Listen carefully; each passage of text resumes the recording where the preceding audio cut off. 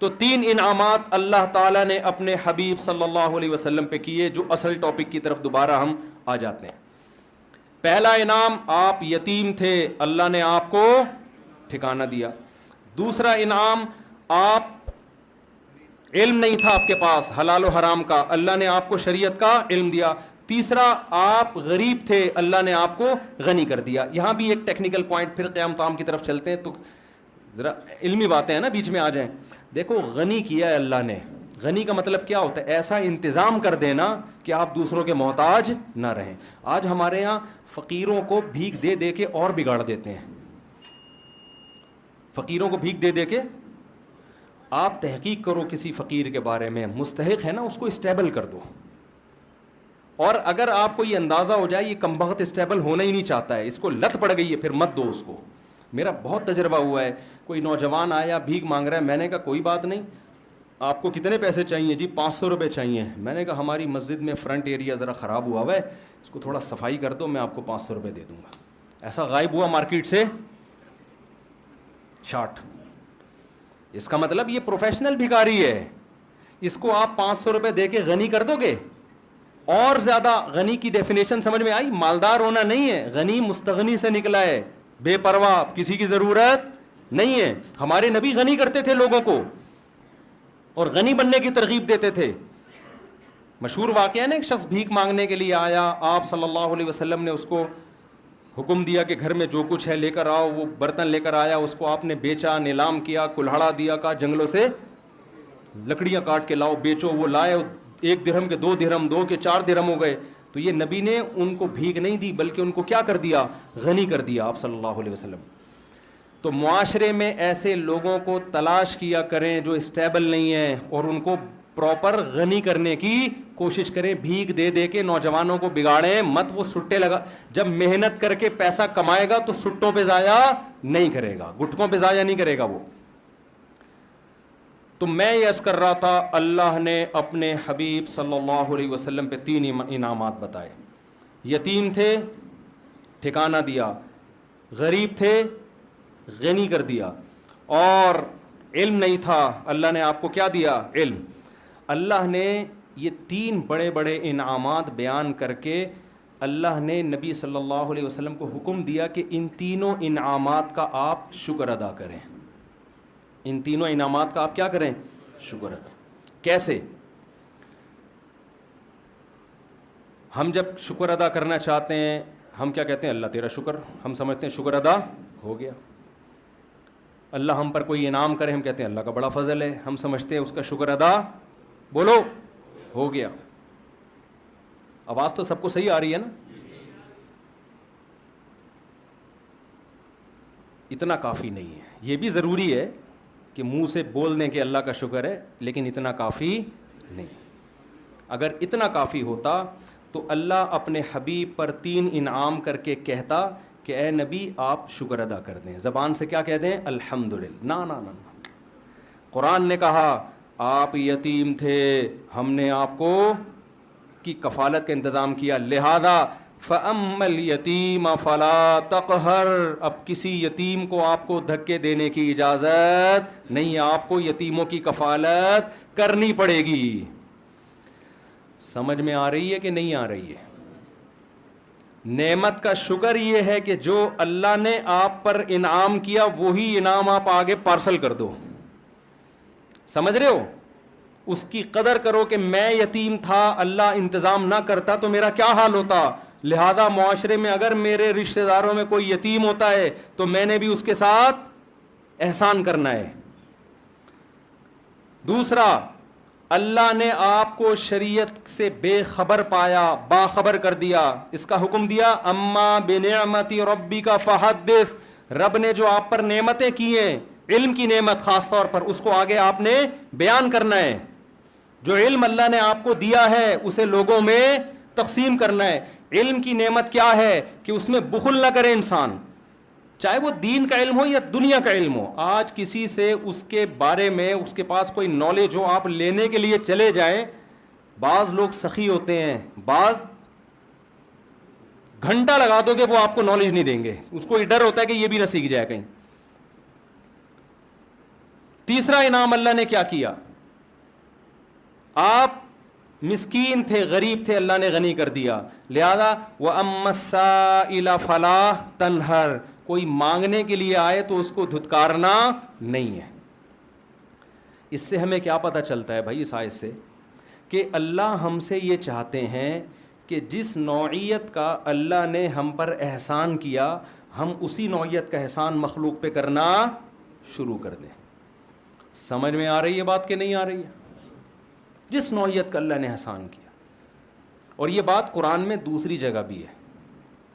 قارون کے بارے میں موسیٰ علیہ السلام نے قارون سے کہا احسن کما احسن اللہ الیک، تجھے اللہ نے بے تحاشا دولت دی ہے، اتنی دولت کہ لتنوء بالعصبۃ اولی القوہ، ایک بہت بڑی جماعت اونٹوں پہ چابیاں لے کے چلا کرتی تھی خزانوں کی، اتنی زیادہ دولت دی ہے. تو جب تجھے اللہ نے اتنی دولت دی کہ تجھ پر احسان کیا ہے تو بھی اللہ کی مخلوق پر احسان کر. اگر کوئی دولت مند تاجر اپنی دولت پر سانپ بن کے بیٹھ جاتا ہے، بخل کرتا ہے، زبان سے کروڑہا گنا کہتا رہے کہ اللہ کا دیا میرے پاس بہت کچھ ہے، لیکن اللہ اتنی بات کو شکر ماننے کے لیے تیار نہیں ہے، اس کو اپنی دولت میں غریبوں پہ خرچ کرنا پڑے گا. سمجھتے ہو کہ نہیں سمجھتے ہو؟ تو میں اور آپ اللہ کے احسانات کے سمندر میں ڈوبے ہوئے ہیں. ہمیں دیکھنا ہے دائیں بائیں. سب سے بڑی نعمت جو ہمیں ملی ہے وہ توحید کی نعمت ملی. اللہ نے ہمیں مسلم گھرانے میں پیدا کیا. اس کا تقاضا یہ ہے کہ جو غیر مسلم ہیں ہم ان کو مسلم بنانے کی کوشش کریں. کذالک کنتم من قبل، اللہ نے صحابہ سے کیا فرمایا؟ جنگ میں صحابی رسول نے، ایک شخص آیا نا لڑنے کے لیے، تو جب وہ تلوار کی زد میں آیا تو اس نے فوراً کلمہ پڑھ لیا، تو صحابی رسول نے اس کو قتل کر دیا کہ یہ تو موت کے ڈر سے کلمہ پڑھ رہا ہے. ہمارے نبی کو علم ہوا، آپ صلی اللہ علیہ وسلم اتنا غضبناک ہوئے، فرمایا ہلا شققت قلبا، تم نے اس کے دل کو چیر کے کیوں نہیں دیکھا؟ تم کیسے کہہ رہے ہو کہ تلوار کے ڈر سے کلمہ پڑھا ہے؟ اس پہ قرآن کی آیت نازل ہوئی کذالک کنتم من قبل، اے ایمان والو تم بھی تو پہلے کافر تھے، اللہ نے اپنے فضل سے تمہیں کیا کیا؟ مسلمان بنا دیا. اب تم کسی کافر جو مسلمان ہو رہا ہے اس کے ساتھ ایسا سلوک کیوں کر رہے ہو؟ کیوں ایسا سلوک کر رہے ہو؟ تو اللہ نے آپ کو اسلام کی نعمت دی. اس نعمت کا تقاضا کیا ہے؟ اس اسلام کو دنیا میں پھیلانے کی کوشش کی جائے. اللہ نے آپ کو داڑھی رکھنے کی توفیق دی. اس نعمت کا تقاضا کیا ہے؟ کہ دوسروں کو بھی ہدایت کی کوشش کی جائے. اللہ نے آپ کو مال دیا. اس نعمت کا تقاضا یہ ہے کہ اس مال کو لوگوں پہ خرچ کے دوسروں کو بھی مالدار بنانے کی کوشش کی جائے. اللہ نے آپ کو کوئی خاص علم دیا، ہنر دیا، اس کو اپنے پاس رکھ کے مت بیٹھو، اس علم کو لوگوں میں ڈیوائڈ کرنے کی کوشش کرو.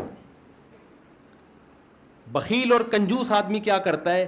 وہ کہتا ہے اگر میں نے لوگوں کو بتانا شروع کر دیا تو میرے پاس ہجوم کم ہو جائے گا. حقیقت میں ایسا ہوتا نہیں ہے. دنیا میں جس کو اللہ نے نعمت دی اس نے ڈیوائڈ کیا ہے نا، تو اس کے پاس اس نعمت کے خزانے بڑھنا شروع ہو جاتے ہیں اور آتے ہیں اس کے پاس خزانے. تو یہ 3 نعمتیں اللہ تعالیٰ نے بیان کی ہیں اور 3 نعمتوں کا شکر بیان کیا. تو ان 3 نعمتوں ہمیں تو ہزاروں اس کے علاوہ بھی ہیں، تو 3 کو تو ہائی لائٹ کیا جا رہا ہے. تو آج سے اس بات کا عزم کریں، محاسبہ کریں، بیٹھیں دیکھیں کون کون سے انعامات. ہم جو مصیبتیں ان کو تو سوچ رہے ہوتے ہیں، جو انعامات ہیں ان کو نہیں سوچتے.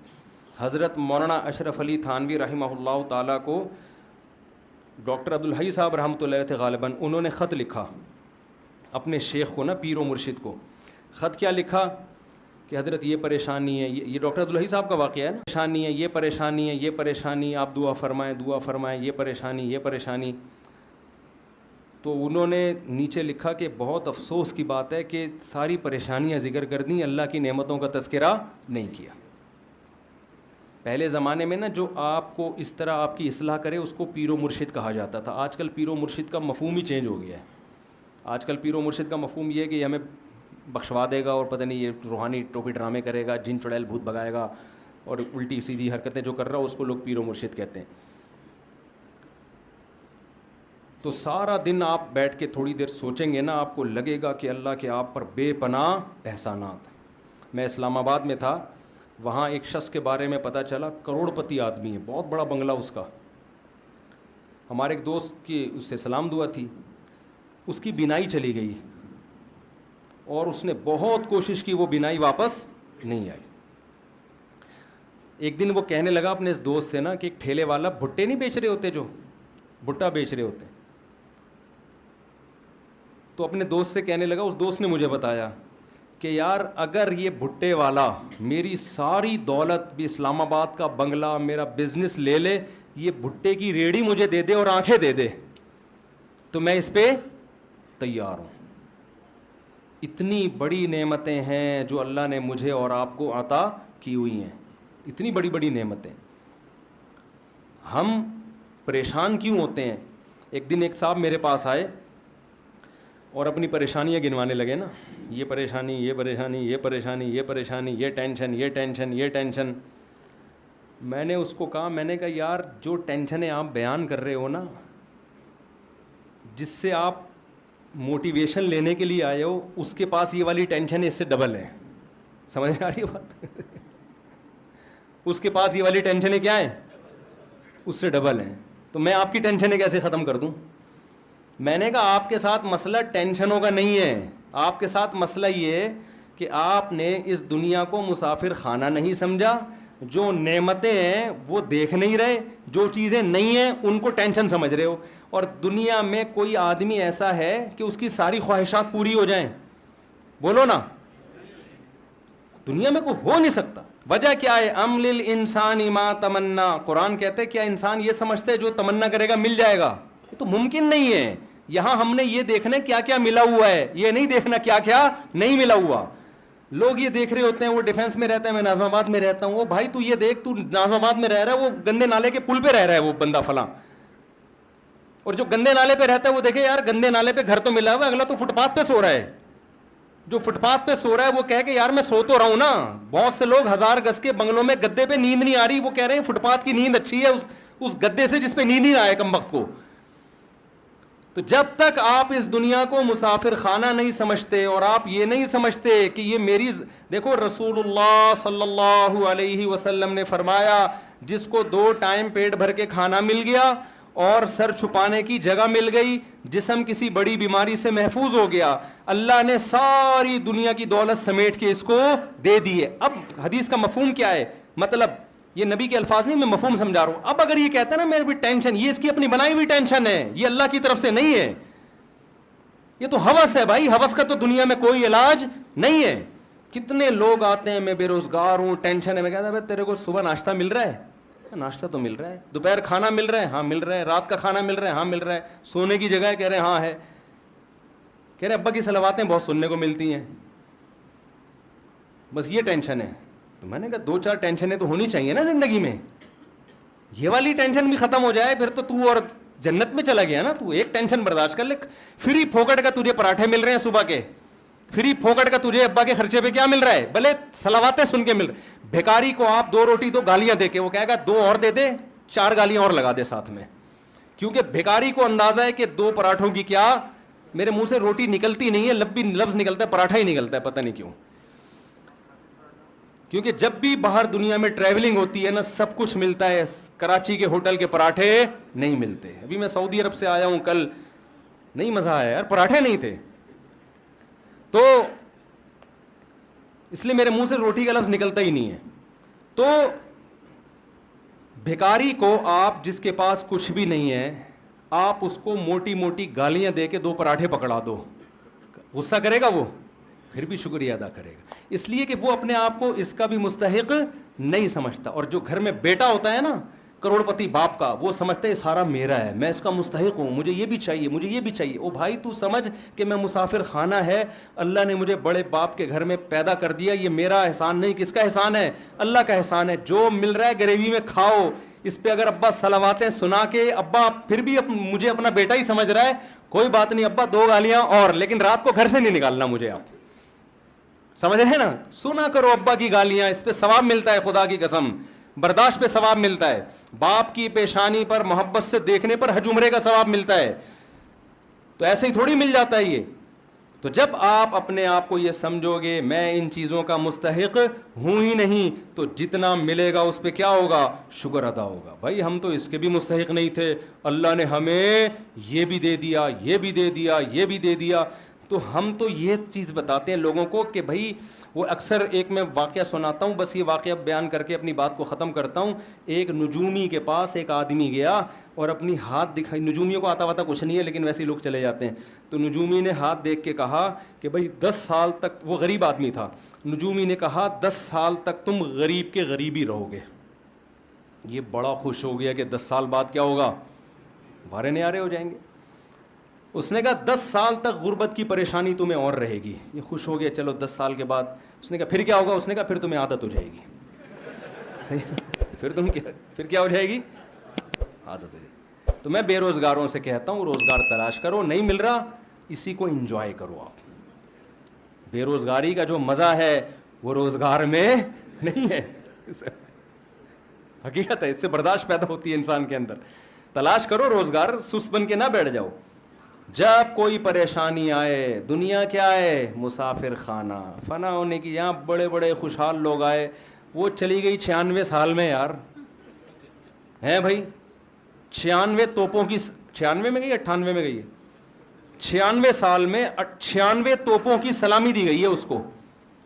اب فرض کر لو میں اور آپ, اگر ہم تو برطانیہ کے ویزے کے لیے ترس رہے ہوتے ہیں نا, مل جائے تو بڑے خوش. اس کو ویزا نہیں ملا, برطانیوں کی ماں تھی وہ, برطانیوں کا باپ تھا وہ. ہمیں اگر برطانیہ کا باپ بنا دیا جاتا تو 96 سال کے بعد بھی ہمارا وہی حشر ہونا تھا جو ملکہ برطانیہ کا ہوا ہے. تو یار نتیجہ تو سب کا ایک ہی جیسا ہے نا. پائپ کے منہ میں بیٹھو یا پائپ تمہارے منہ میں ہو, رزلٹ ایک ہی ہے. جب رزلٹ وہی نکل رہے ہیں بھائی اس کا, تو کیا یار, جس نے زیادہ سموسے کھا لیے, جس نے 2 پراٹھے کھا لیے, جس نے نہیں کھایا, جو روزگار ہے, جو بے روزگار ہے, تھوڑے دنوں کی کہانی ہے. رزلٹ کیا ہونے والا ہے, ایک جیسا. قبرستان جایا کرو, ڈیفنس کے تو خاص طور پہ جایا کرو قبرستان. بڑے بڑے لوگ یہاں نیچے دفن ہوتے ہیں, تو جا کے دیکھا کرو یار یہ فلاں کا بنگلہ, یہ فلاں کا بنگلہ. ابھی ایک دفعہ میں جب گلشن اقبال میں رہتا تھا نا پہلے, تو میں گھر تلاش کر رہا تھا گلشن اقبال میں. تو کسی نے مجھے کہا یہاں بڑا وی آئی پی سا قبرستان ہے. میں نے کہا یار قبر میں جانے کے بعد نہیں پتہ چلتا کہ وی آئی پی ہے یا اورنگی ٹاؤن کا قبرستان ہو, گندے نالے کا قبرستان ہو, یا ڈیفینس کا. اندر سے سارے کیا ہوتے ہیں, جتنے کیڑے ایک غریب رکشے والے کی لاش پہ ہوتے ہیں اتنے ہی میرے بھائی معذرت کے ساتھ ڈیفینس والوں کی لاش پہ بھی اتنے ہی کیڑے ہوں گے. تو یہ ڈیفینس آپ لوگ رہتے ہو نا, یہ زیادہ 2 ٹکے کی خدا کی قسم رہو آپ, ایسا نہ چھوڑ کے آپ گندے نالے چلے جاؤ, یہ مطلب نہیں ہے. کیونکہ وہاں جاؤ گے تو جلدی قبرستان جانے کا چانس ہوگا, وہاں ڈینگی وینگی نالوں میں بہت پھیلا ہوا ہے آج کل.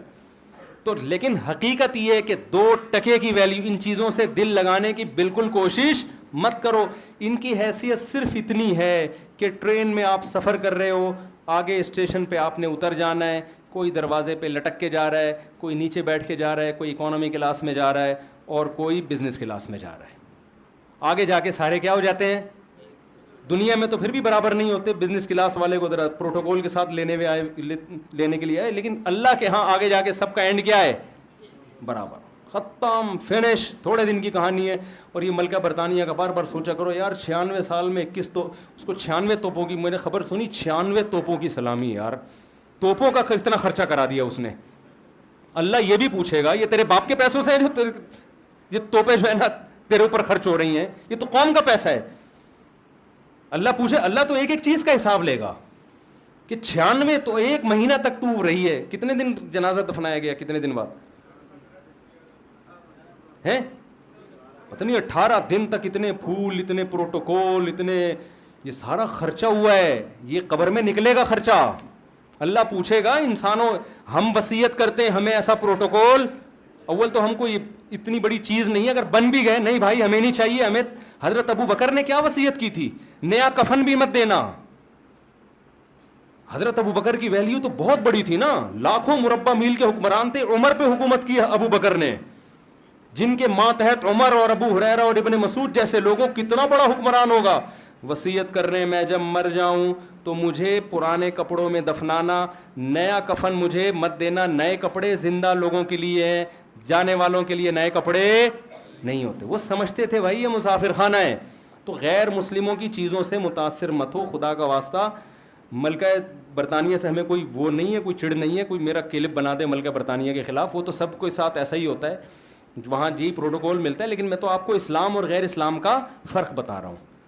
ملکہ برطانیہ اور اسلام کا فرق نہیں بتا رہا آپ کو, ہماری ملکہ اور ان کی ملکہ کا فرق نہیں. ہمارے ہاں تو ملکائیں جاتی ہیں تو وہ دفنانے کے لیے چیز, ہماری ملکہ تو بے نظیر بھٹو تھی نا. ہمارے یہاں تو ملکہ جاتے ہیں الگ اسٹائل سے ہیں. کوئی بم دھماکے میں جا رہا ہے اس کو کیا پروٹوکول, ضیاء الحق گیا وہ بوٹی بیچارے کی وہ شہادت کے بعد کچھ 2-4 چیزیں ملی ہیں, تو ہم تو ویسے ایسا پروٹوکول دے ہی نہیں سکتے. ہمارے یہاں نیچرل طریقے سے نہیں جاتے لوگ, ٹھیک ہے نا. ہمارے یہاں نیچرل سسٹم ہی نہیں ہے بڑے لوگوں کے جانے کا دنیا سے. ہمارے یہاں کوئی دھماکہ ہوتا ہے وہ چلے گئے جی, اخبار میں آ گئے جی انتقال ہو گیا, کیسے ہوا یہ زیادہ ڈیٹیل میں جاتے ہی نہیں ہماری قوم. تو دنیا کو مسافر خانہ جب انسان سمجھتا ہے تو مال کی محبت اس میں کم ہوتی ہے. پھر اللہ کے شکر کرنے کا پھر شکر کرنے کا جذبہ پیدا ہوتا ہے. مجھے اللہ نے یہ بھی دیا, مجھے اللہ نے یہ بھی دیا, مجھے اللہ نے یہ بھی دیا, تو پھر خرچ کرے گا نا. پھر نبی پر اللہ نے احسانات گنوائے تو نبی نے بھی اس کا شکر ادا کیا, تو اللہ ہم پر بھی احسانات گنواتا ہے. اور اگر ہم یہی بیٹھے رہیں ہم پر احسانات کیا ہے, میرے لیے تو یہ ٹینشن ہے, میرے لیے تو یہ ٹینشن ہے, تو شکر کے خاک ادا کرے گا بھائی. شکر وہی ادا کرتا ہے جو مانتا ہے کہ اللہ کے مجھ پر احسانات ہیں. اور مانتا وہ ہے جو دنیا کو مسافر خانہ سمجھتا ہے, جو یہ سمجھتا ہے کہ میری نیڈ یہ نہیں ہے, میری ضرورتیں یہ نہیں ہیں, مجھے میری ضرورتوں سے بہت زیادہ دے دیے. اللہ تعالی ہم سب کو سمجھنے کی, عمل کی توفیق عطا فرمائے.